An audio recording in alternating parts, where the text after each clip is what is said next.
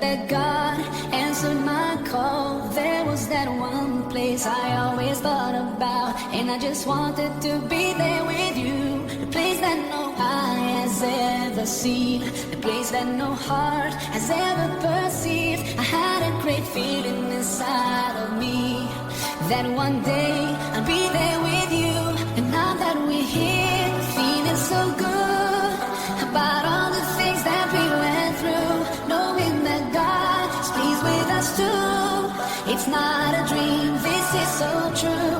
Feeling the peace all around, seeing things we can never imagine, hearing the sound of rivers flow, and we know we'll be here forever. The feeling is indescribable, knowing that this is our reward.